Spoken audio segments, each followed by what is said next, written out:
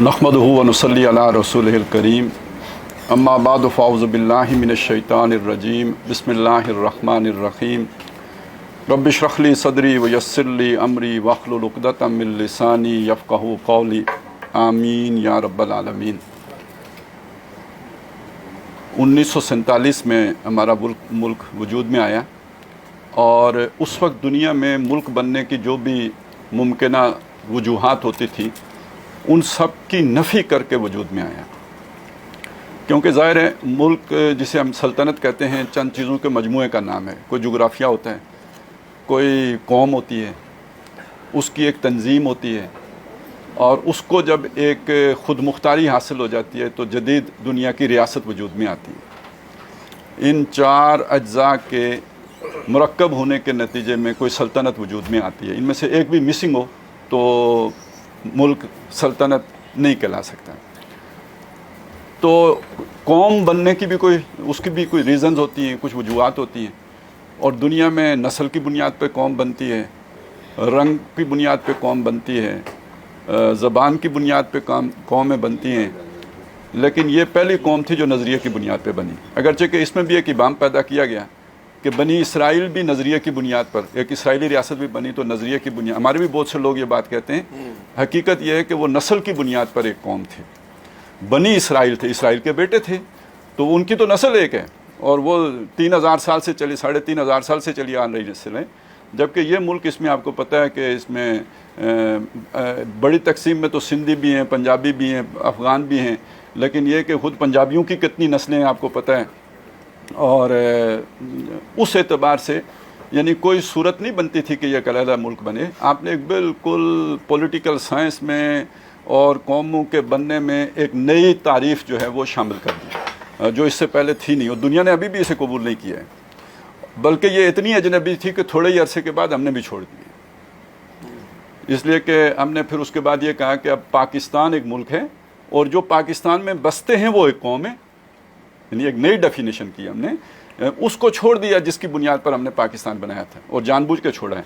और अब तो ख़ास तौर पे यही पढ़ाया जाता है कि हम पाकिस्तानी हैं। बने हुए 75 साल हो गए और इन 75 सालों में पाकिस्तान एक रियलिटी है, लिहाजा जो पाकिस्तान में है वो पाकिस्तानी है। अब देखना ये चाहिए कि जब पाकिस्तान नहीं था तो हम क्या थे, क्यों एक थे। सवाल तो ये भी उठे उस वक्त भी कि असल में तो माशी मसला था, हिंदू से जो है ना वो मईशत में पीछे रह जाने का खौफ था या सियासी जबर का खौफ था, तो इसलिए मुसलमानों ने अपने माशी मसले को हल करने के लिए पाकिस्तान बनाया था। लेकिन सोचने की बात यह है कि भाई मुसलमान कौम थे ना जिनको खौफ था, वो किस बुनियाद पर कौम बने थे? वो तो ला इलाहा इल्लल्लाह की बुनियादी पर कौम थे ना। ये तो एक बिल्कुल नई बुनियाद है जो दुनिया को उससे पहले मालूम नहीं थी, हमने उसका तारुफ करवाया। और हम ख़ुद इतने शर्मिंदा थे इस नई तारीफ़ से। अजनबी तारीफ़ थी, नई तारीफ़ थी, नई नवेली तारीफ़ थी, तो इससे हम बड़े शर्मिंदा थे। लिहाजा हमने बहुत थोड़े अरसे के बाद हमारे दानिश्वरों ने, हमारे बड़े लोगों ने, हमारे सरबर आवुर्दा लोगों ने इस तारीफ़ से रुजू कर लिया, यानी तौबा कर ली, और वो जो दुनिया की मारूफ तारीफ़ है उसे अडॉप्ट कर लिया। जैसे नेशन स्टेट्स होती हैं तो इसको भी गोया एक नेशन स्टेट का दर्जा दे दिया कि पाकिस्तानी की हैसियत से हम एक कौम है। पहली बात तो ये हो गई। बहरहाल मैं इसकी ज़्यादा गहरी तारीख में नहीं जाऊँगा क्योंकि वो बहुत वक्त लग जाएगा। अब अल्लाह के काम होते हैं, अल्लाह के काम कैसे होते हैं उसकी मैं एक मिसाल दे देता हूँ। अल्लाह का मंसूबा था कि यूसुफ जो हैं, ज़हन में रखिए, याकूब अलैहिस्सलाम के घर पैदा हुए हैं। दीन का इल्म याकूब अलैहिस्सलाम से बेहतर दुनिया में कहीं नहीं मिल सकता था उनको, लेकिन अल्लाह जो उन्हें सिखाना चाहते थे वो मिस्र में सीखा जा सकता था, वो कनान में नहीं सीखा जा सकता था। तो अल्लाह का मंसूबा ये था कि यूसुफ मिस्र जाएंगे। अब उनके टिकट का बंदोबस्त कौन करेगा, वीज़ा पासपोर्ट कैसे होगा, इमिग्रेशन कैसे होगी, नथिंग डूइंग। भाइयों के दिलों में ख्याल आया अब्बा जी को यूसुफ बहुत अच्छा लगता है, तो अब्बा जी की तवज्जो अपनी तरफ हासिल करने का इसके अलावा और कोई तरीका नहीं है कि यूसुफ को ठिकाने लगाया जाए। एक भाई ने बीच में मशवरा दे दिया, ये बड़ा फाइन ट्यूनिंग है, असल मंसूबा यूसुफ को ख़त्म करने का है। एक आखिरी टाइम पे हल्का सा मशवरा आया, यार कुएं में डाल देते हो, ख़त्म करने का क्या फ़ायदा है। ओके, उसी पे इत्तेफाक हो गया, कुएं में चला गया। अल्लाह यूं अपनी तदबीर करता है, नहीं तो भाइयों ने तो फारिग करने का प्रोग्राम बना लिया था। अब उन्होंने जाके कुएं में डाला। एक वहाँ से काफ़िला गुजरा, उनके वामो ख्याल में भी नहीं था कि यहाँ कोई مستقبل کا نبی اور اتنی اہم شخصیت کسی کنویں کے اندر جو ہے وہ بیٹھی ہوئی ہے، وہ تو پانی بھرنے آئے، بیچاروں کو پیاس لگی ہوئی گی، وہ اپنی ضرورت کے لیے ڈول ڈالا، بیچ سے یوسف نکلا، انہوں نے کہا ہے بڑا خوبصورت نوجوان، یہ تو نفع دے گا، اوکے اس کو لے چلتے ہیں مصر۔ تو سارا جو بھی انتظام تھا وہ ہو گیا، اب مصر پہنچ گئے۔ وہ جو علم سکھانا تھا وہ بادشاہ یا کم از کم کوئی وزیر یا جو اشرافیہ ہیں ان کے پاس ہی جا کے سیکھا جا سکتا تھا، گلی کوچوں میں تو نہیں سیکھا جا سکتا تھا۔ لہذا خریدار آ گیا عزیز مصر، اور اس کو بھاگیا بچہ اور اس نے خرید لیا، اور اس کی بیوی نے بہت سنبھال کے رکھا، اور کیوں رکھا وہ آپ کو پتہ ہے۔ ان میں سے کسی کی نیت بھی اللہ کی مرضی پوری کرنے کی نہیں تھی، ہر ایک نے اپنا لچ تلنے کے لیے، میں بالکل سادہ الفاظ استعمال کرتا ہوں، کام کیا، لیکن کیا کس کا؟ اللہ کا کیا۔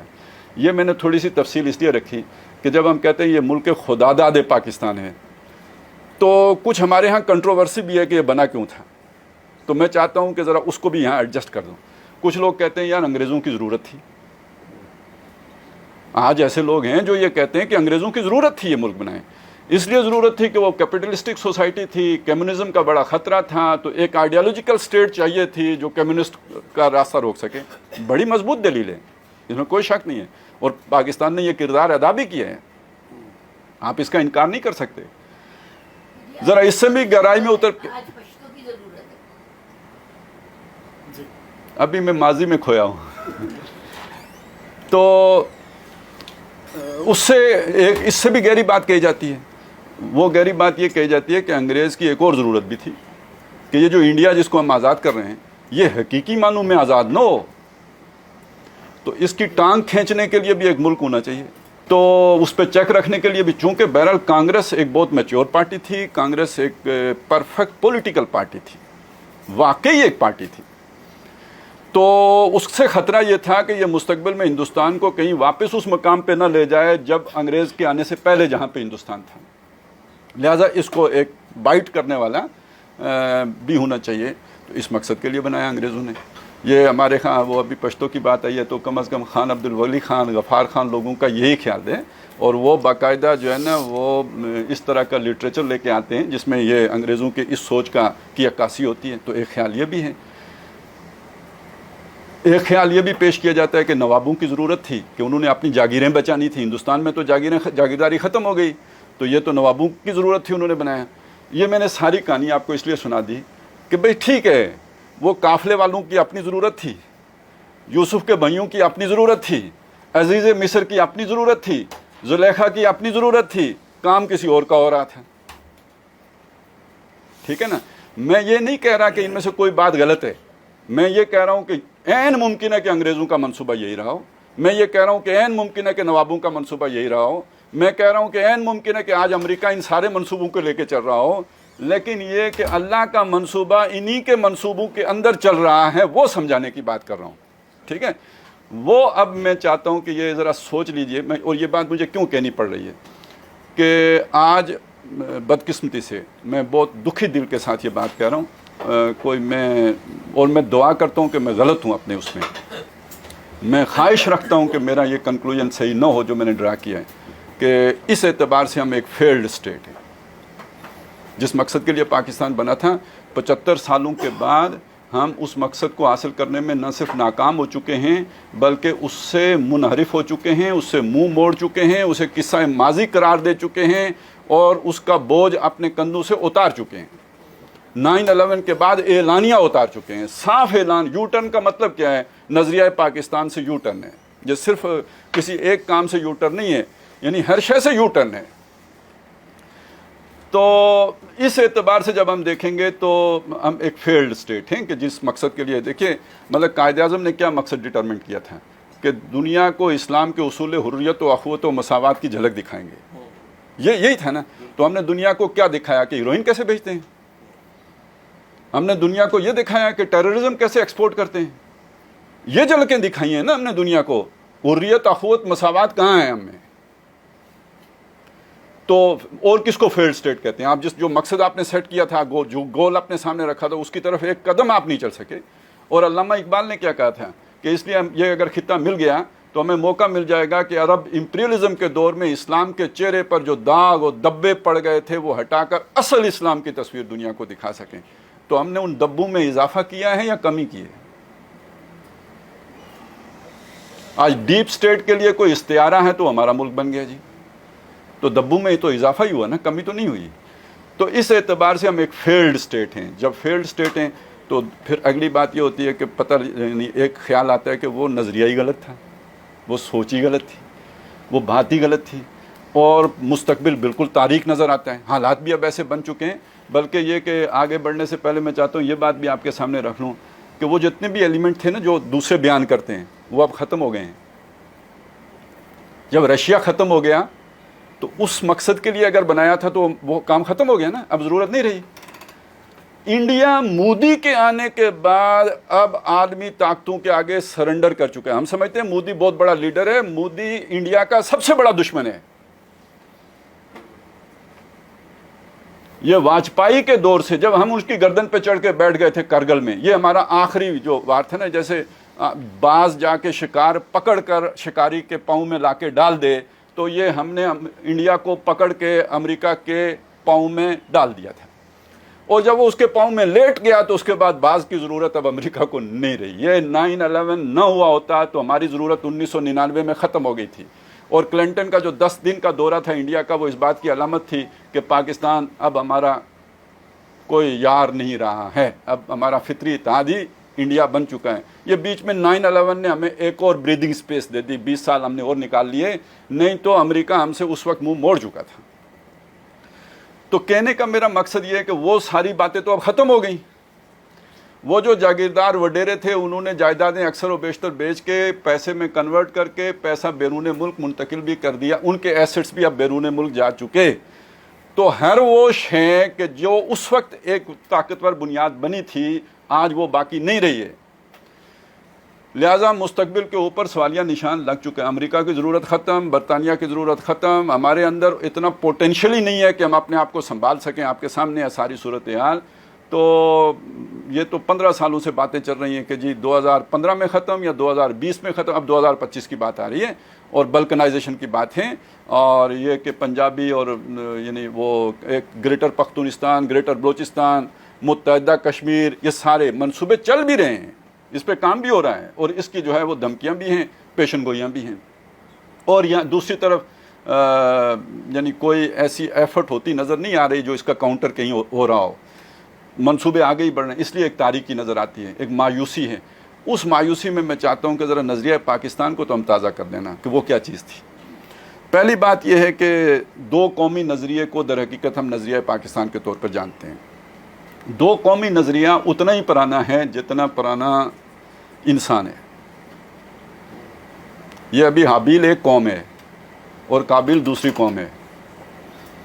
دو قومی نظریہ نسلی نظریہ نہیں ہے, دو قومی نظریہ اصولی نظریہ ہیں. ایک اصول توحید ہے اور دوسرا اصول شرک ہے. جو توحید کے ماننے والے ہیں وہ ایک قوم ہے, جو اسے نہیں ماننے والے وہ دوسری قوم ہے.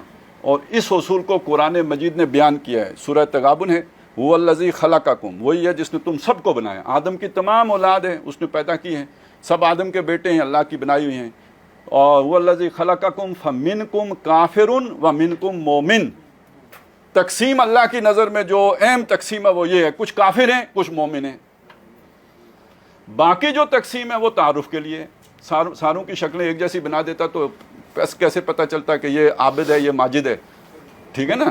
تو یہ شکلیں اس لیے مختلف بنائی ہیں اور رنگ اور روغن مختلف اس لیے لگائے ہیں تاکہ پہچانے جا سکو, لتعارفوا. اور اصل جو بات ہے جو تقسیم کی ہے, ان اکرمکم عند اللہ اتقاکم, تم میں جو اللہ کی نظر میں قابل عزت ہے وہ تم میں متقی ہے, وہ مومن ہے. اور جو کافر ہے وہ دوسری قوم ہے, یہ ایک قوم ہے. یہ وہ شے ہے جو رشتے جدا کر دیتی ہے. میدان بدر میں ایک قوم میں باپ ہے تو دوسری قوم میں بیٹا ہے, آمنے سامنے. ایک طرف بھانجا ہے دوسری طرف ماموں ہے, ایک طرف جو ہے وہ سسر ہے دوسری طرف داماد ہے. تو یہ سمجھ لیجئے کہ اصل قرآن مجید کا جو نظریہ تھا وہ یہی نظریہ تھا, جو مومن ہے وہ علیحدہ ہے, جو کافر ہے وہ علیحدہ ہے.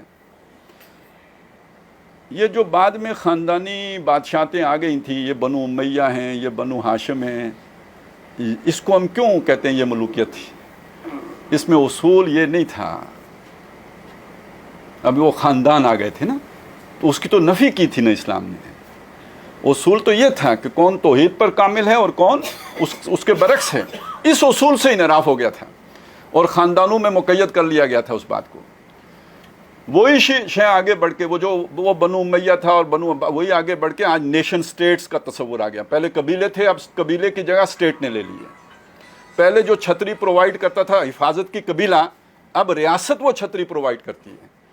پہلے قبیلے کا جو ہے وہ طرز عمل ماں جیسا ہوتا تھا کہ وہ پروٹیکشن بھی دیتا ہے، وہ ضرورتیں بھی پوری کرتا ہے، وہ سارا کچھ وہ جو قوانین روایات قبیلے کی ہوتی تھی جن کو فالو کیا جاتا تھا، اب اس جگہ پہ سٹیٹ آ گئی ہے. چیز وہی ہے جو ارتقا کر کے ایوالوڈ ہو کے اب سٹیٹ کی صورت میں سامنے آ گئی ہے. تو نیشن سٹیٹ وہ قبیلے کا نظام. جو قرآن نے تصور دیا تھا وہ یہ دو قومی نظریے کا تھا اور یہ مر گیا تھا. یہ سنت مر گئی تھی اور یہ اللہ تعالیٰ نے دوبارہ زندہ کی. ویسے قائد اعظم کا بڑا عجیب قول ہے کہ انہوں نے کہا پہلا جو ہے نا جب ہندوستانی مسلمان ہوا تھا تو دو قومی نظریے کی بنیاد پڑ گئی تھی. یہ بالکل اس کے ساتھ بات جڑ جاتی ہے.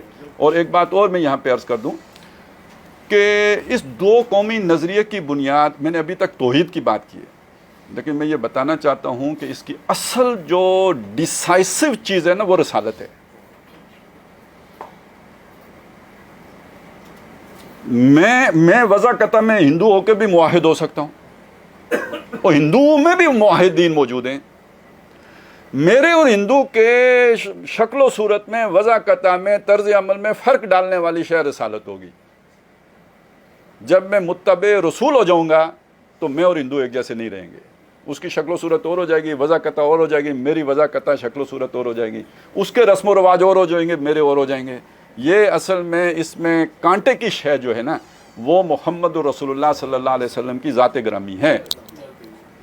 برساں مصطفیٰ برساں خیشرا کے دی ہماؤست گرباؤ نہ رسیدی تمام بولابیست. توحید بھی پھر بولابیت میں آ جائے گی.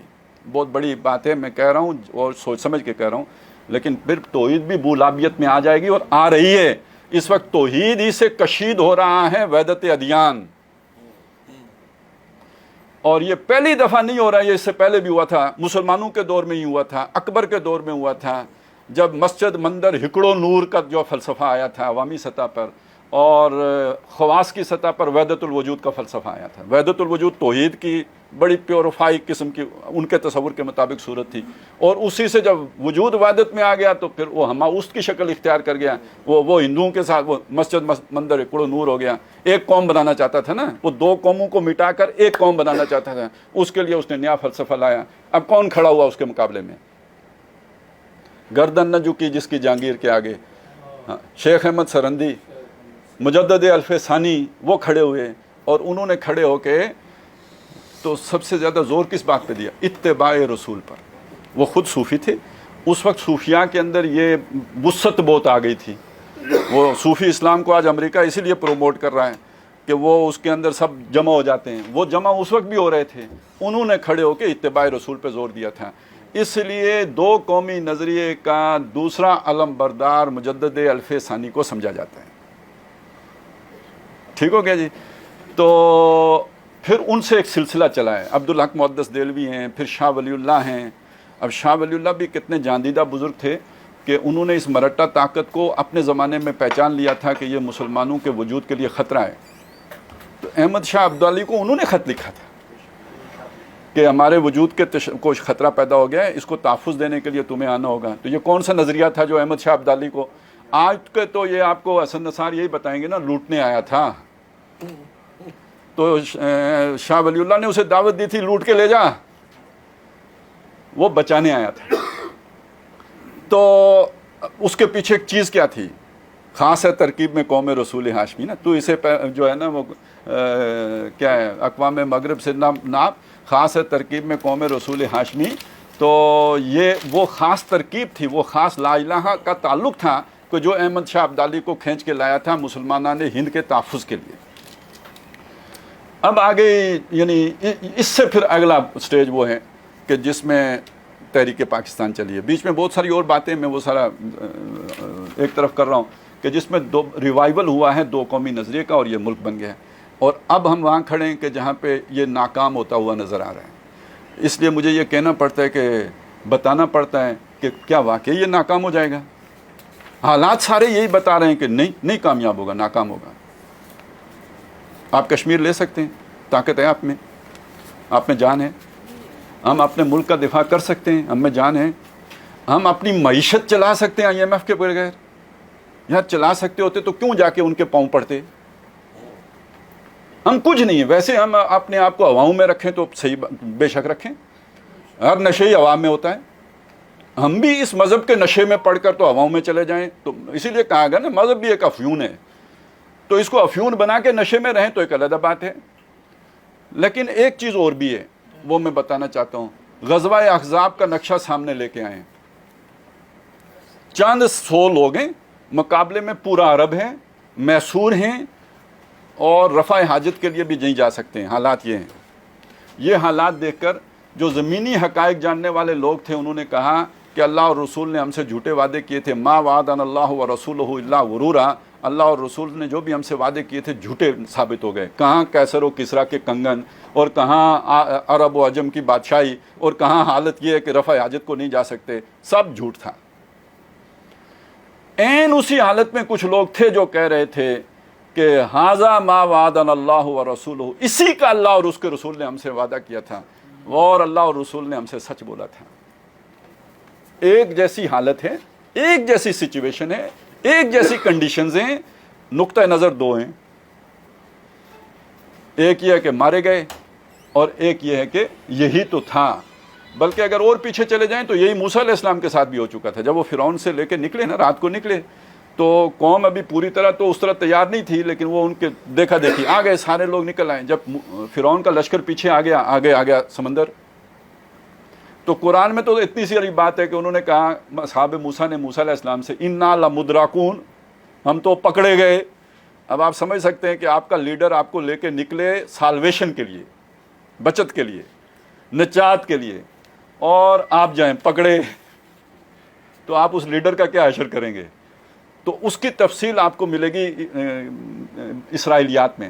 انہوں نے کہا موسیٰ مروا دیتا ہی نا، مطلب اس کا حاصل یہ ہے، موسیٰ مروا دیتا ہی نا، اچھے بھلے تھے، چلیں غلام تھے لیکن کھاتے پیتے تو تھے، کوئی روزی روٹی تو ملتی تھی، اب چمڑی اترے گی، تو مروایا۔ تیرا شوق، تیرا جنون، تیرا جذبہ، اس حماقت نے ہمیں لا کے یہاں پھنسایا۔ تو اسی سچویشن میں کچھ یہ تھے کہ نہیں، اور موسیٰ علیہ السلام نے خود بھی کہا کہ میرا رب کوئی رستہ ضرور نکالے گا، رستہ نظر کہیں بھی نہیں آ رہا لیکن رب کوئی رستہ ضرور نکالے گا۔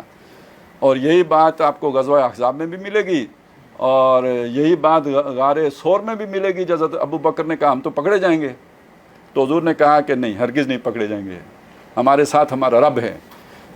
تو اب یہ بات جو میں آپ کے سامنے رکھنا چاہتا ہوں، یہ ایک پورا رکوع ہے، میں اس کا بس ترجمہ کروں گا، سورہ انعام کا ہے، اور تیزی سے کروں گا تاکہ ہمارا وقت بچ جائے، میں آپ کا زیادہ وقت نہ لے لوں۔ لیکن اس سے میں یہ چاہتا ہوں کہ ہمیں وہ یقین مل جائے کہ جو ہمارا نظریہ ہے نا، وہ عالمگیر حقیقت ہے کہ جو مٹ نہیں سکتی۔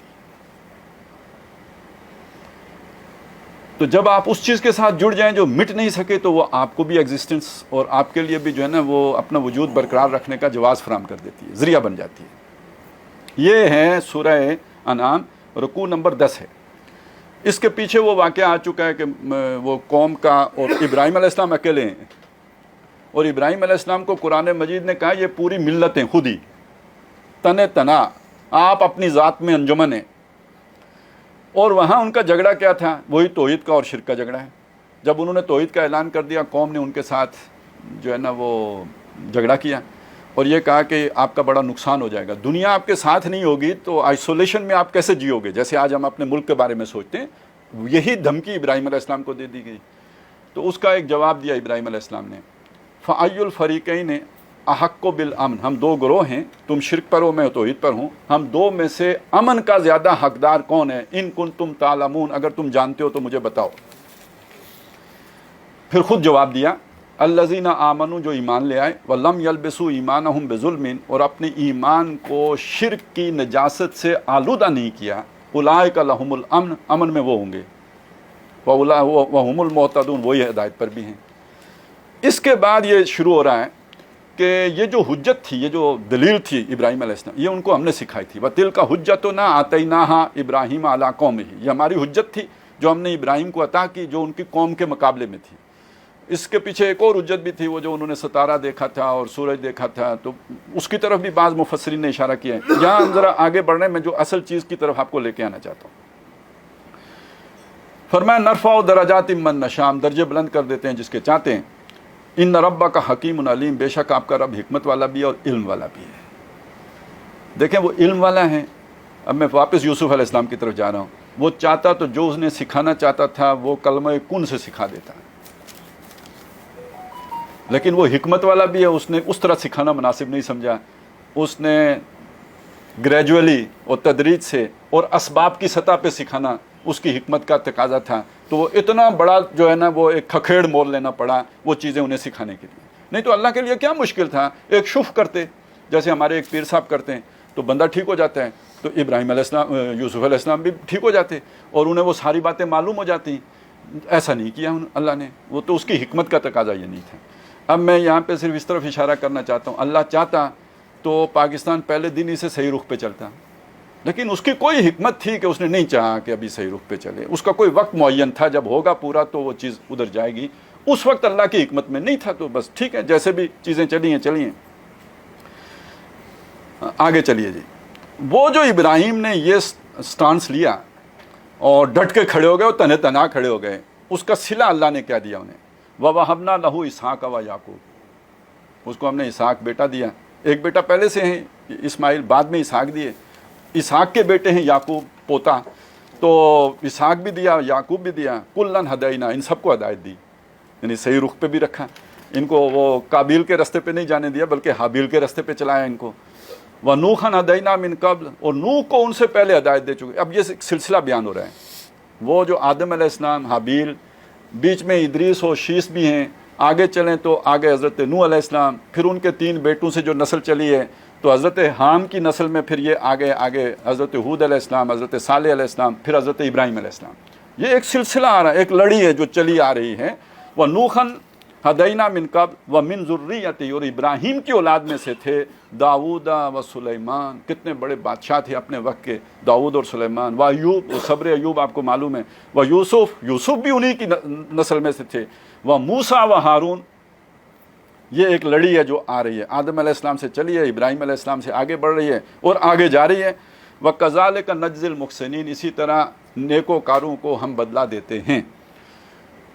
وَزَكَرِيَّا وَيَحْيَا، زکریا اور یحییٰ بھی تھے. یہ زکریا حضرت عیسیٰ علیہ السلام سے متصلاً قبل ہیں اور ان کو بھی اللہ تعالیٰ نے جو ہے نا مافوق الفطرت طریقے سے اولاد دی تھی، یہ حضرت یحییٰ علیہ السلام. تو یہ دونوں بہت ہی بلند پایہ شخصیات ہیں. اور و عیسیٰ و الیاس، عیسیٰ علیہ السلام آپ کو معلوم ہی ہیں یہ آخری نبی ہیں بنی اسرائیل کے سلسلے کے، اور حضرت الیاس کو بھی رسول بنا کے ایک خاص علاقے میں بھیجا گیا تھا. یہ بھی سلسلہ بنی اسرائیل ہی میں سے ہیں، یہ بھی یعنی ابراہیم کی اولاد میں سے. کل من الصالحین، یہ سب نیکوکار تھے. و اسماعیل والیسع، اسماعیل نبی صلی اللہ علیہ وسلم کے جس سلسلے سے آپ کا تعلق ہے، حضرت ابراہیم کے بیٹے اسماعیل اور پھر ان کی نسل سے محمد رسول اللہ صلی اللہ علیہ وسلم. والیسع، یہ بنی اسرائیل سے ہیں یسع. و یونس و لوطا، لوط علیہ السلام ابراہیم علیہ السلام کے بھتیجے ہیں، اور یہ جو یونس ہیں یہ پھر اسی سلسلے میں آگے آ کے آتے ہیں. وَكُلًّا فَضَّلْنَا عَلَى الْعَالَمِينَ، ان سب پر جان میں اللہ تعالیٰ نے ان کو جان والوں پر فضیلت دی، ہم نے فضیلت دی. وَمِنْ آبَائِهِمْ، اور ان کے جو آبا تھے. وَذُرِّيَّاتِهِمْ، اور ان کی جو اولادیں تھیں. وَإِخْوَانِهِمْ، اور جو ان کے بھائی تھے. وَاجْتَبَيْنَاهُمْ، ان سب کو ہم نے چنا. اجتبا، اسی سے مجتبا کا لفظ بنا ہے، حضور کے ناموں میں بھی ہے احمد مجتبا. تو یہ سب مجتبا تھے. وَاجْتَبَيْنَاهُمْ، ان سب کو ہم نے چنا. وَهَدَيْنَاهُمْ إِلَىٰ صِرَاطٍ مُسْتَقِيمٍ، اور انہیں ہم نے سیدھی راہ کی ہدایت دی، صراط مستقیم پر ہم نے انہیں چلایا، گامزن رکھا. اب آئی یہ ساری بات کرنے کے بعد اب جو اللہ کا کمنٹ، ذَلِكَ هُدَى اللَّهِ، یہ اللہ کی ہدایت ہے، یہ اللہ کی ہدایت ہے، یہ اللہ کی ہدایت کا سلسلہ کہہ لیجیے. یہ اللہ کی امت ہے، یہ اللہ کی قوم ہے، یہ اس 2 قومی نظریے میں سے ایک قوم ہے. یہ اللہ کی ہدایت ہے جس کا سلسلہ چلا آ رہا ہے. اس میں وقفہ نہیں ہے، اس میں منقطع یعنی انقطاع نہیں ہے، اس میں تسلسل ہے، دوام ہے، استمرار ہے. یہ سلسلہ کبھی رکا نہیں ہے، اس میں کبھی وقفہ نہیں آیا ہے۔ وہ ایک بات ہم کہتے ہیں کہ حضرت عیسیٰ علیہ السلام اور نبی صلی اللہ علیہ وسلم کے درمیان 600 سال کا وقفہ ہے، بالکل ہے، لیکن یہ کہ اس وقت بھی تو ایسے لوگ موجود تھے کہ جو اس سلسلے کو لے کے چل رہے تھے، ایسے ایسے راہب تھے کہ جنہوں نے بچپن میں حضور کو پہچان لیا تھا کہ یہ آخری نبی ہیں، تو سلسلہ تو نہیں رکا ہوا تھا۔ یہ وہ سنہری زنجیر ہے جو آدم علیہ السلام سے چلی ہے اور چلی جا رہی ہے۔ ذالک ھدی اللہ، یہ اللہ کی ہدایت ہے، یہدی بہ من یشاء من عبادہ، اپنے بندوں میں سے جس کو چاہتا ہے اس ہدایت سے سرفراز فرماتا ہے، اس ہدایت پر گامزن فرماتا ہے۔ وَلَوْ أَشْرَكُوا، اب دیکھیے وہ دوسری قوم کا بھی ذکر، اگر ان میں سے کوئی شرک پر کرتا ہے لَحَبِطَ عَنْهُمْ مَا كَانُوا يَعْمَلُونَ، جو ان کے بڑے بڑے اعمال تھے سب حقارت ہو جاتے۔ وہ بات اتنی بری لگتی ہے اللہ کو۔ وہ اب امن کس کے لیے ہوا؟ جو اس توحید پر گامزن رہا اس کے لیے امن ہو گیا، جو شرک کی طرف چلا گیا اس کا ستیہ ناش ہو گیا۔ اولئک الذین آتیناہم الکتاب والحکم والنبوۃ، یہ وہ لوگ ہیں جن کو ہم نے کتاب بھی دی، ان کو حکمت و دانائی بھی دی، ان کو اختیار بھی دیا، نبوت بھی دی۔ فَإِن، اب آ جائیں جی، یہ آیت ہمارے یہ سارا تمہید ہے سمجھ لیں جو ابھی تک میں نے باندھی ہے، اب ہم یہاں پہ کھڑے ہو گئے ہیں۔ لیکن یہ اگلی آیت پڑھنے سے پہلے میں تھوڑا سا فل ان دی بلینکس کر لوں، کیونکہ یہ تو وہ باتیں آگے والی تو یہاں نہیں آ رہی۔ آگے والی بات یہ ہے کہ اللہ تعالیٰ کا جو ایک منصوبہ ہوتا ہے نا، پروجیکٹ کہہ لیں، آج کل پروجیکٹ عمران خان کی بات چل رہی ہے تو اللہ کا بھی کوئی پروجیکٹ ہوتا ہے، تو یہ جو پروجیکٹ محمد الرسول اللہ ہے نا، اس کو سمجھ لیں، یہ اللہ کا پروجیکٹ ہے، یہ تا صبح قیامت تک کے لیے ہے، اس میں انقطاع نہیں ہو سکتا۔ چنانچہ اللہ نے بتایا کہ میرا جو ایک دن ہوتا ہے وہ 1000 سال کا بھی ہوتا ہے، 50,000 سال کا بھی ہوتا ہے۔ یدبر الامر من السماء الى الارض ثم یعرج الیہ فی یوم کان مقدارہ 1000 سنۃ مما تعدون۔ تو پہلی بات یہ کہ اصل میں اکبر نے بھی یہی بات کی تھی کہ حضور کی شریعت 1000 سال کے لیے تھی، تو اب 1000 سال ختم ہو گیا ہے تو ہم آگے نئی شریعت بنا سکتے ہیں۔ تو یہ بات سمجھ لیجئے کہ حضور نے خود فرمایا کہ مجھے اپنے رب کی رحمت سے امید ہے کہ میری امت کو آدھے دن کی مہلت مل جائے گی۔ یہ 1000 سال والی جو ہے نا پروجیکٹ پہلے سے چلے آ رہے ہیں۔ ایک نبی کی امت کا عام طور پہ سمجھا جاتا ہے کہ عمر 1000 سال ہوتی ہے، تو آدھے دن کی مہلت کا مطلب 500 سال ہے، تو 1500 سال کی تو یعنی امید رکھی ہے حضور صلی اللہ علیہ وسلم نے۔ تو جو دوسرا 1000 سال ہے نا، پہلے 1000 سال وہ حضور صلی اللہ علیہ وسلم کی تعلیمات، اور ان کے کسٹوڈین کون رہے ہیں؟ ان کی امت، ساری امت نہیں، اس امت میں حق پرست لوگ ہمیشہ موجود رہیں، یہ بھی حضور نے بتایا تھا۔ یعنی دیکھیے ایک گارنٹی اللہ کی طرف سے ہے، قرآن محفوظ رہے گا، اس میں کوئی تغیر و تبدل نہیں ہوگا، اور دوسری گارنٹی اللہ کی طرف سے یہ ہے کہ جو حضور نے دی ہے، انشور کیا ہے کہ اس امت میں ایک گروہ ہمیشہ حق پر قائم رہے گا، وہ تسلسل نہیں ٹوٹے گا، یہ جو تسلسل آ رہا ہے یہ کبھی نہیں ٹوٹے گا، تو ایک گروہ ہمیشہ حق پر قائم رہے گا۔ اور پھر ایک بات اور بھی بتائیں کہ ہر صدی کے آخر میں ایک مجدد آئے گا جو دین کی اوپر اگر کوئی گرد وغیرہ آ گئی ہوگی اسے جاڑ جوڑ کے اثر نو جو ہے نا تازہ کر کے لوگوں کے سامنے لے آئے گا، اگر کچھ اس عرصے میں اس کے اندر کوئی گڑبڑ کر دی گئی ہوگی تو اسے ٹھیک کر دے گا۔ یہ 1000 سال کے جتنے بھی مجددین آئے یہ عرب میں آئے، اور دوسرے 1000 سال کا پہلا مجدد جو آئے مجدد الف ثانی وہ ہندوستان میں آئے۔ اور پھر آپ دیکھیے میں نے بتایا عبداللہ محدث دہلوی، شاہ ولی اللہ، پھر یہ کہ بڑی بڑی شخصیات ہیں ہندوستان میں جو اٹھیں، انہی میں شاہ اسماعیل شہید، سید احمد شہید کی تحریک شہیدین، پھر آگے آ جائیں تو جو مختلف تحریکیں یہاں علامہ اقبال جیسی شخصیت، پھر تحریک پاکستان، یہ دو قومی نظریے والی، ٹھیک ہے نا، وہ اب میں وہ باتیں نہیں کر رہا ہوں، یہ جو اس کے ساتھ انڈر کرنٹ ہے نا، ایک اوپر آپ کو نظر آ رہا ہے انگریز کی یہ سازش ہے، ان کا یہ ہے، ایک انڈر کرنٹ ہے جو خدائی تدبیر ہے، وہ اس ہدایت کے ساتھ جڑی ہوئی ہے، ٹھیک ہے نا، وہ اس ہدایت کے ساتھ جڑی ہوئی ہے۔ تو اس اعتبار سے اگر آپ دیکھیں گے تو یہ جو 400 سال اس 1000 سال کے بعد گزرے ہیں، مجددین کا سارا سلسلہ ہندوستان کا ہے۔ تو اس کا مطلب یہ ہے کہ وہ جو سلسلہ چلا تھا، ایک تو اس کی تاریخ ہے، لیکن ایک اس کی جغرافیہ بھی ہے نا، کہ وہ کبھی عراق میں ہوتا ہے تو کبھی جو ہے نا وہ یمن میں ہوتا ہے، اور کبھی وہ حجاز میں ہوتا ہے تو کبھی بغداد میں ہوتا ہے، تو ایک تاریخ اس کی جغرافیہ بھی ہے۔ تو 1000 سال کے بعد وہ عرب سے شفٹ ہو کر ہندوستان آیا ہوا ہے نا، یہ بھی تو سمجھنے کی بات ہے نا۔ اس پہ بھی تو میرے عرب کو آئی ٹھنڈی آواز جہاں سے میرا وطن وہی ہے، میرا وطن وہی ہے. تو یہ ذہن میں رکھیے اور اس 400 سال کے اس عمل کو دیکھیے اور اس کو جا کے جوڑیے یہ جو سلسلہ چلا آ رہا ہے اس کے ساتھ، کیونکہ ان شخصیات کا ذکر تو قرآن میں نہیں ہو سکتا تھا نا، یہ تو ساری بات کی چیزیں ہیں. لیکن جو اہم بات ہے اب جو آ رہی کہ دیکھیں یہ ہدایت تو ختم نہیں ہو سکتی، یہ تو چلی آ رہی ہے. اس کا کسٹوڈین کون بنے گا؟ یہ لوگ جن کا اللہ نے ذکر کیا یہ کسٹوڈین تھے اس ہدایت کے. فَإِن يَكْفُرْ بِهَا هَؤُلَاءِ، اب جن کے سامنے اس ہدایت کو پیش کیا جا رہا ہے، یعنی یہاں اول مراد کون ہے؟ مکے والے. سورہ انعام میں مکے میں اتری ہے، مکے والوں کے سامنے پیش کی جا رہی ہے. اگر یہ اس ہدایت کا انکار کر دیں گے فَقَدْ وَكَّلْنَا بِهَا قَوْمًا لَيْسُوا بِهَا بِكَافِرِينَ، تو ہم اس ہدایت کا وارث ایک ایسی قوم کو کر دیں گے جو اس کی ناشکری اور ناقدری نہیں کرے گی. وہ کون تھے؟ مدینے والے.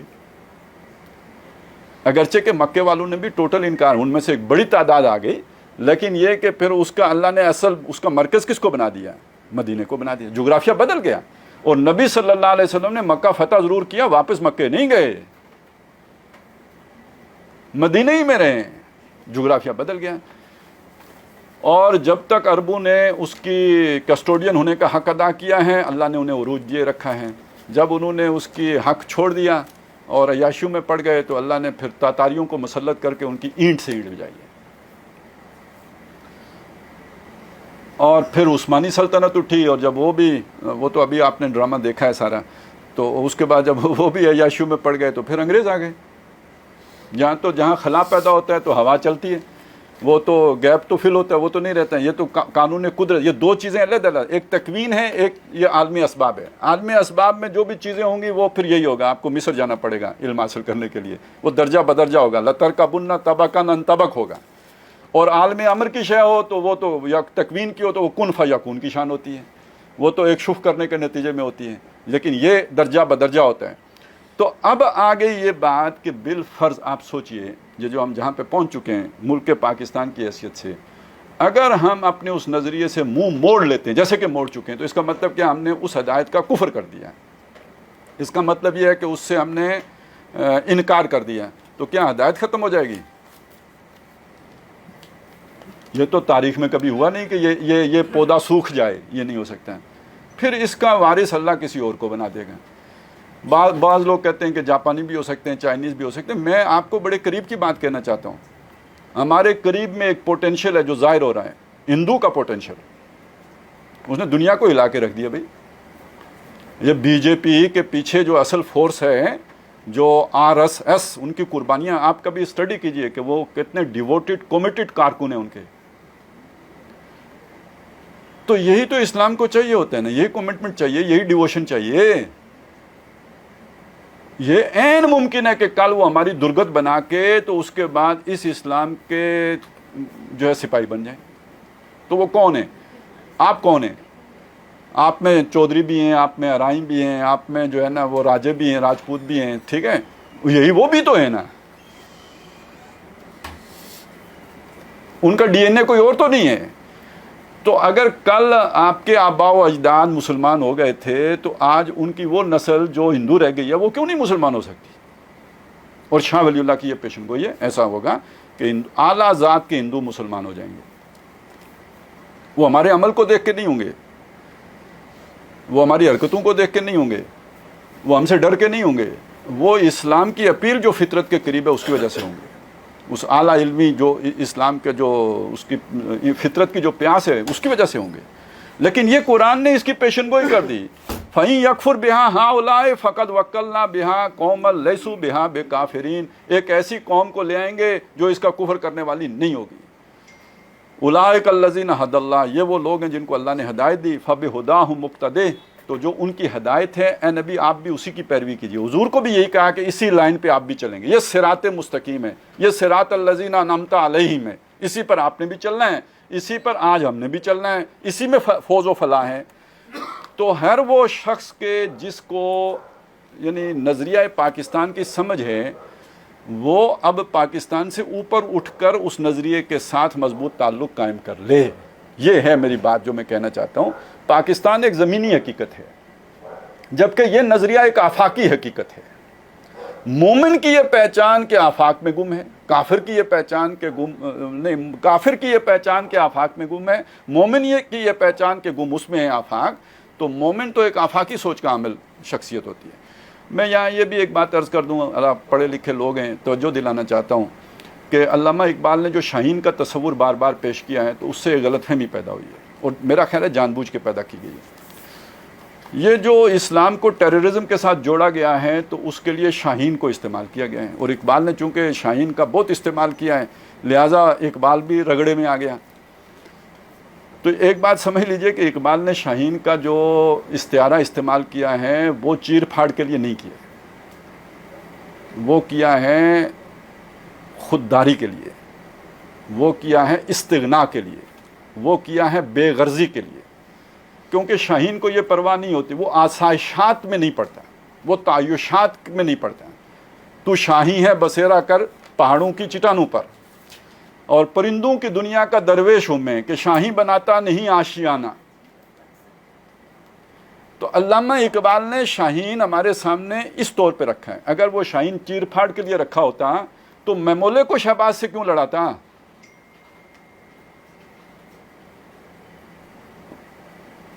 تو وہ جب میمولے کو شہباز سے لڑا رہا ہے تو شاہین لڑنے میں اس کا آئیڈیل نہیں ہے، استغنا میں آئیڈیل ہے، بے غرضی میں آئیڈیل ہے. وہ جو ایک آپ اگر وہ جو فقر ہے نا، فقر جو قرآن سکھاتا ہے، وہ فقر اگر پرندوں میں کسی میں دیکھنا ہو تو شاہین میں نظر آئے گا، جسے نہ آشیانے کی پرواہ ہے، نہ گھر کی فکر ہے، جو ہر فکر سے آزاد ہے، اپنے موج میں اپنی مستی میں ہے. یہ چاہتا ہے بندہ مومن کا کریکٹر اقبال، اور یہ قرآن چاہتا ہے یہ کریکٹر ہے. وہی تیرے زمانے کا امام برحق جو تجھے حاضر و موجود سے بیزار کرے.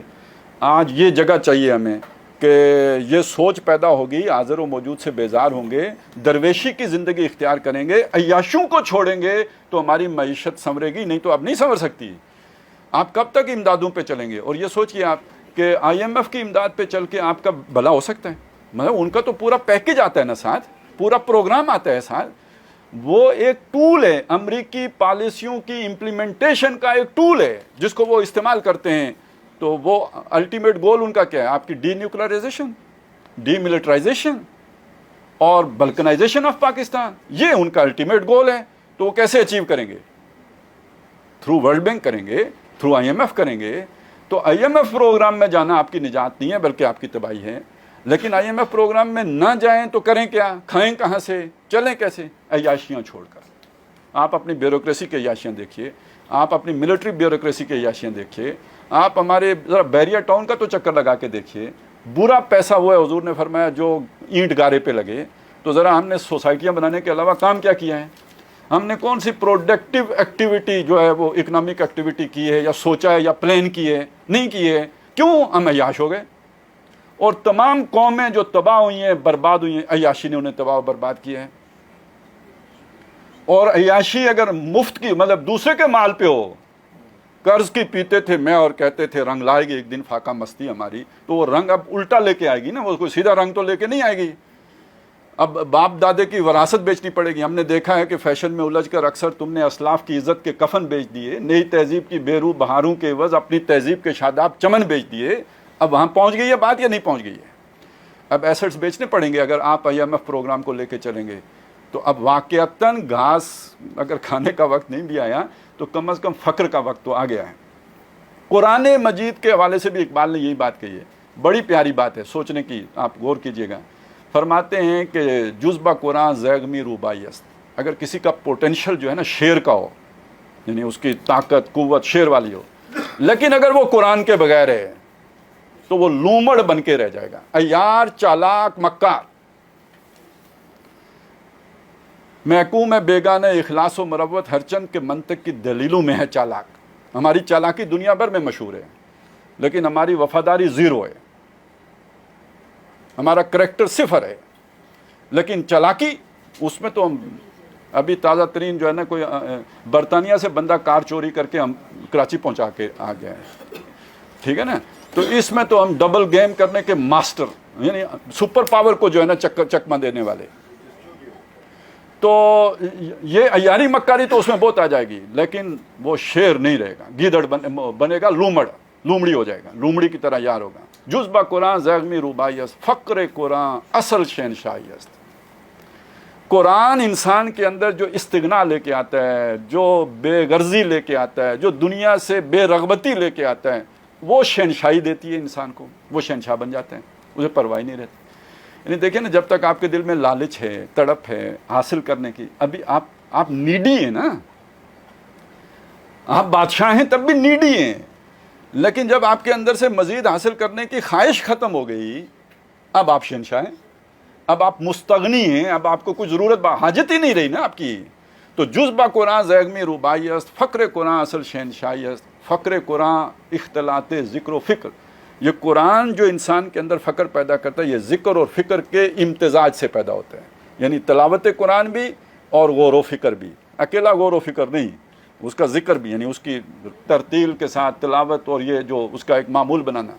इख्तलाते ज़िक्र व फ़िक्र, फ़िक्र कामल न दीदम जुज़्बा ज़िक्र, मैंने किसी की फ़िक्र कामल नहीं देखी है ज़िक्र के बगैर। हमें सारे मुफ़क्किर वो मिले हैं जो कुरान से कटे हुए हैं, हमें दानिश्वर वो मिले हैं कि जिन्होंने कुरान के नज़दीक जो है ना वो करीब भी नहीं आए। माहिरीन वो मिले हैं। अब टेक्नोक्रेट्स की गवर्नमेंट सोच रहे हैं लेके आएँ, आ ही जाएगी, जब हम सोचें तो क्यों नहीं आएगी, आखिर हम भी तो कुन फयकूनी शान रखते हैं, ठीक है ना।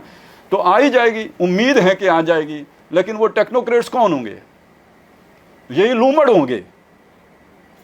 और ये लूमड़ अब आपको निजात नहीं। आपने बहुत 75 साल चालाकियाँ कर ली, और हर चालाकी के बाद आप ब्लैक होल की निचली सतह में गए हैं, ऊपर उठ के नहीं आए हैं। अभी बुजुर्ग बता रहे हैं ना, बनी इसराइल ने 40 साल सरायती में गुजारे इसलिए कि अल्लाह के हुक्म की नाफरमानी की थी। उसके बाद बहरहाल तालूत की क़यादत में वो जीत गए, या वो यूशा इब्न नून की क़यादत में। तो हमारे तो 75 हो गए। असल में बनी इसराइल ने चालाकियाँ नहीं की थी, सहरा की ज़िंदगी थी। और सहरा की ज़िंदगी में क्या था? वो खूगर शहर थे, मिस्र में रहे, ग़ुलामी थी, लेकिन साथ याशी भी थी, सहूलतें भी थी, कंफर्ट था। अब जब आप उन्हें उठा के ले आए हो सहरा में, तो वो जो नस्ल थी ना जो अयाशियों में पड़ी हुई, वो 40 सालों में ख़त्म हो गई।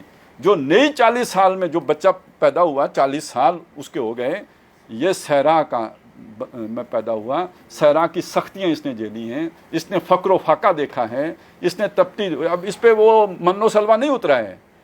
इसको धूप ने आके साया फराम, बादलों ने आके साया फराम नहीं किया धूप से।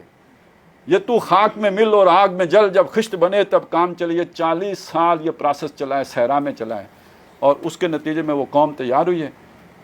और कैसी कौम तैयार हुई है?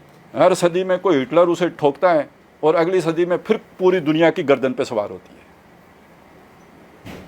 है। पोटेंशियल है ना, आप माने, ठीक है, आप मोहब्बत नहीं करेंगे उनसे, लेकिन ये कि तब से लेके आज तक दुनिया की गर्दन से उतरे नहीं हैं। दिस वे और दैट वे, किसी न किसी तरह सवारी फरंग की रगे जहां पंजा यहूद में। तो ये कौम थी, बन गई, और बन गई तो फिर अभी तक चली आ रही है। तो ये फिर सहरा नशीं बनना पड़ते हैं। और फितरत के मकासद की करता है तर्जमा, क्या है, निगहबानी, मर्द सहराई या बंदा कोहिस्तानी। तो इसको समझ लीजिए कि अब वो जगह आ गई है कि हमें फिर ये फैसला करके, ऐसी लीडरशिप चाहिए, ऐसे टेक्नोक्रेट्स नहीं चाहिए कि जो हमें सिखाएं कि जनाब मईशत की तरक्की के लिए IMF के दर पे सवारी बन के जाना है, बल्कि हमें जाना है उस फ़क्र व फाके की तरफ। अब आखिरी बात इस ज़मन में ये है कि ये तो रूमानवियत है जो मैंने अर्ज़ की है। यानी आप सोचें, ऐसा हो सकता है यार हमें ऐसी हुक्मरान मिल जाएं, ऐसे टेक्नोक्रेट्स मिल जाएं, कोई नया प्रोजेक्ट हमारी इस्टेब्लिशमेंट लॉन्च करे जिसमें इस तरह के बंदों की तलाश हो, या ऐसा सेटअप लाने की कोई जो है ना उन्होंने तरतीब सोची हो। क्या ये मुमकिन है? मुझे तो नहीं लगता। तो फिर क्या होगा? फिर हम नहीं सर्वाइव कर सकते, हम नहीं कर सकते। और बाज़ औक़ात वो बारहसिंगे वाली कहानी सुनिए, बचपन में हमने पढ़ी थी कि किसी चीज़ पे नाज नहीं करना चाहिए, जिस चीज़ पे नाज करते हैं वही फांस लेती है। तो बारहसिंगा पानी पी रहा था, उसने अपने सींग देखे, उसका अक्स देखा, वो बड़ा नाज उसे इतराया कि कितने कुदरत ने मुझे हुस्न दिया है। इतने में शेर आ गया, वो भागा, तो बाकी जानवर तो निकल गए, उसके सींग झाड़ियों में फंस गए और शेर ने उसका शिकार कर लिया। हमारा बारहसिंगा पता है क्या है? सर ने जो एटम बम बनाए دنیا اگر ہمارے پاس ایٹم بم نہ ہوتا نا تو پھر بھی دنیا ہمیں مطلب چھوڑ دیتی. مطلب ہم عراق ہوتے تو ہم نے کیا کر لینا تھا دنیا کا, ٹھیک ہے. ہم لیبیا ہوتے, اوکے, چیخیں گے, چلائیں گے, مریں گے, اپنی توڑ پھوڑ کریں گے, نتھنگ ڈوئنگ. لیکن آپ کے پاس ایٹمی ٹیکنالوجی بھی ہے اور میزائل ٹیکنالوجی بھی ہے. اب اگر گریٹر اسرائیل کا منصوبہ مشرق وسطیٰ میں لانچ کیا جاتا ہے تو یہ عشق رسول میں مبتلا کوئی جرنیل اگر اس کا دماغ گھوم گیا جیسے ممتاز قادری کا گھوم گیا تھا تو خطرہ ہے یا نہیں؟ تو آپ کو پتہ ہے کہ مغرب اپنی پلاننگ زیرو اس پہ کرتا ہے, زیرو خطرے پہ کرتا ہے, ٹھیک ہے. اس سے پہلے آپ کی ڈی نیوکرلائزیشن ضروری ہے ان کی نظر میں. لہٰذا یہ اگر آپ اس طرف نہیں جاتے تو پھر آپ اس طرف جائیں گے. اور ادھر جو ہندو طاقت ابھر رہی ہے اور جو مودی کے منصوبے ہیں اور جو اکھنڈ بھارت کے جو ان کے ارمان ہیں, تو آپ کیسے ٹھہریں گے؟ یوگوسلاویا کی تاریخ دہرائی جائے گی, بوسنیا ہرزیگوینیا کی تاریخ دہرائی جائے گی. ایتھنک کلینزنگ کا پروگرام ہے اور دنیا پیشن گوئیاں کر رہی ہے کہ مسلمانوں کے جینوسائیڈ کے منصوبے بن رہے ہیں دہلی میں. اور یہ کشمیر اور کرناٹک تک رکی نہیں رہے گی بات. یہ تو پھر وہ تو ان کی پوری یہ پوتر دھرتی ہے نا جس کے اوپر برشٹ جو ہے مسلمان بیٹھے ہوئے ہیں ناپاک, وہ اسے پاک کرنا چاہتے ہیں. تو یہ منصوبے ادھر پک رہے ہیں. تو ہماری بچت فوج فلاں اس ہدایت کے ساتھ ہے کیونکہ اس کو دوام ہے, جو اس سے جڑ گیا وہ بچ گیا. اور دوسری طرف ہمارے لیے جو ہے وہ سارا وہ موت کی صورت ہے. قرآن مجید میں کلمہ طیبہ اور کلمہ خبیثہ کی مثال بھی دی گئی ہے. کلمہ طیبہ ہمیشہ پھل لے کے آتا ہے اور کلمہ خبیثہ جلدی اکھڑ جاتا ہے. یہ باقی سارے نظریات جو ہیں کلمہ خبیثہ کی مانند ہیں, جلدی اکھڑ جانے والے. اور کلمہ طیبہ وہ گہرا نظریہ ہے جس سے کوئی اکھاڑ نہیں سکتا, وہ اس کو کوئی زوال نہیں ہے. تو ہمارا وہ جو پاکستان کا مطلب کیا تھا جی؟ تو بچت کس میں ہے؟ ہاں جی. اور آئندہ دوام اور آئندہ کا یوں سمجھ لیجئے استحکام وہ بھی لا الہ الا اللہ میں. اگر ہمیں سمجھ آ جائے تو یقیناً بچ جائیں گے, نہیں سمجھ آئی ہم نہیں رہیں گے, لیکن یہ نظریہ پھر بھی رہے گا, اسے کوئی نہیں ختم کر سکتا. اور زیادہ امکان یہی ہے کہ یہ یہیں سے اٹھے گا, اسی خاک سے نئی چنگاری اٹھے گی. کوئی بات نہیں, ایک دفعہ بلڈوز ہو کے بھی تو وہاں سے 20 سالوں کے بعد افغان اٹھ کھڑے ہوئے یا نہیں اٹھ کھڑے ہوئے؟ 20 سالوں سے کشمیری جدوجہد کر رہے ہیں یا نہیں کر رہے ہیں؟ تو یہ 22 کروڑ کوئی ایک ایٹم بم سے تو نہیں مر جاتے نا. اوپر سے ہو سکتا ہے گند صاف ہو جائے تو نیچے سے کوئی اچھی شے نکل آئے. اس قوم میں کوئی چنگاری تو موجود ہے نا, نکل آئے گی. اب وہ سورہ کاف کی ایک مثال دے دیتا ہوں, اس کو میں نے بہت بیان کیا ہے کہ یہ جو اللہ تعالیٰ کوئی منصوبہ بناتا ہے نا, اس کا ظاہر بعض اوقات نقصان دہ ہوتا ہے, اس کے باطن میں خیر بھی نہ ہوتا ہے. مطلب خضر نے کشتی توڑ دی. موسیٰ علیہ السلام جو ظاہر کو دیکھ رہے تھے انہوں نے کہا کہ اخرقتہا لتغرق اہلہا, تو نے کشتی اس لیے توڑی تاکہ جو اس پہ بیٹھے ہوئے ہیں سب کو غرق کرنا چاہتے ہیں, کیوں توڑی ہے تو نے؟ انہوں نے کہا ابھی بیٹھو ذرا, وہ چلیں اس بات کو چھوڑیں, یعنی بعد میں بتاؤں گا. اس کے بعد اگلی بات آئی کہ انہوں نے ایک لڑکا قتل کر دیا, خضر نے.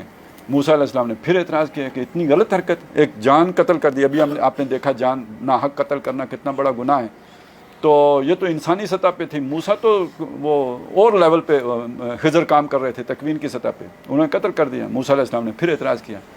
پھر ایک علاقہ تھا جو جس سے کھانا مانگا انہوں نے نہیں دیا, تو مفت میں ان کی دیوار سیدھی کر دی.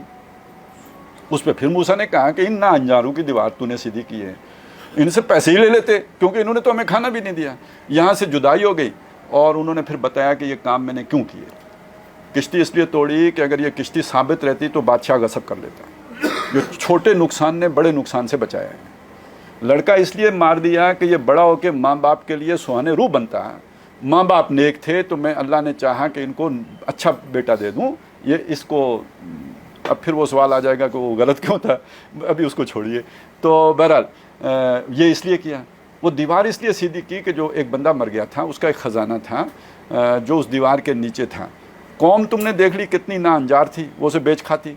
بچے ابھی چھوٹے چھوٹے تھے تو اللہ نے چاہا کہ وہ بچے بڑے ہو جائیں اور اپنا خزانہ نکال لیں, تب تک اس دیوار کو سیدھا کرتے رہنا ہے. میں یہ کہتا ہوں کہ ہمارا ملک بھی ایسا ہی ہے, ہماری قوم بھی ویسی نا ہنجاروں کی قوم ہے. آپ نے نہیں دیکھا ریکارڈنگ بھی بیچنے کے چکر میں تھے, پتہ نہیں کیا کیا بیچ چکے ہیں, کیا چھوڑا ہے. ٹھیک ہے, چھوڑنا انہوں نے اور بھی کچھ نہیں جو نکل آتا. یہ تو اچھی بات ہے, ہم نکالنے کے قابل نہیں ہیں, وگرنہ جو معدنیات نکالتے وہ بھی ہم بیچ کے کھا چکے ہوتے, رائلٹی پہ گزارا کر رہے ہوتے. تو ہم نے ملک کے دفاع کا تو نہیں سوچا. جتنا ہم نے بیریا ٹاؤن کی پلاننگ کی ہے, جتنا ہم نے ڈی ایچ اے کی پلاننگز کی ہے, اتنی شاید ہم نے کوئی ڈیفنس اسٹریٹجی کی پلاننگ نہ کی ہو. تو پھر یہ ملک چل رہا ہے. میں کہتا ہوں یہ خود آیت اللہ ہے, یہ ملک اپنی ذات میں آیت اللہ ہے کہ آؤ دیکھو ہر بندہ ختم کرنے کے چکر میں جو اسے چلا رہے ہیں, یہ پھر بھی چلی جا رہا ہے جہاں بھی جا رہا ہے. چلیں ابھی تو ہے نا, ابھی ہے, باقی توڑ دیجئے گا نا, ابھی مجھے بات پوری کرنے دیں. تو چلے میں بس کر دیتا ہوں. تو اب اس کے بعد آگے جناب یہ چل رہا ہے. آخری بات اس میں یہ آ گئی کہ یہ جو چل رہا ہے تو جو دیوار ہے وہ آخر گرے گی تو خزانہ نکلے گا نا. تو اگر یہ ختم بھی ہو جاتا ہے تو خزانہ نہیں ختم ہوگا. اللہ کی حکمت تھی, جب تک چلانا تھا چلایا, اور جب اللہ کی حکمت ختم ہو جائے گی اور حکمت متقاضی ہوگی تو ختم بھی ہو جائے گا, لیکن ختم بھی کسی اچھے مقصد کے لیے ہوگا. تو ہمیں مایوس ہونے کی ضرورت نہیں ہے, مسلمانوں کو مایوس ہونے کی ضرورت نہیں ہے, بلکہ یہ کہ اس وقت تک چلتا رہا, اب اگر نہیں بھی ہوگا تب بھی اللہ تعالیٰ نے جو خیر اس خطے سے رکھا ہوا ہے وہ ظاہر ہو کے رہے گا. تو بہرحال میں شکر گزار ہوں آپ کا کہ اتنی طویل سما خراشی آپ نے برداشت کی ہے, موقع بھی دیا ہے. خاص طور پہ ڈاکٹر صاحب کا شکر گزار ہوں, اور آپ سب حضرات کا بھی شکر گزار ہوں.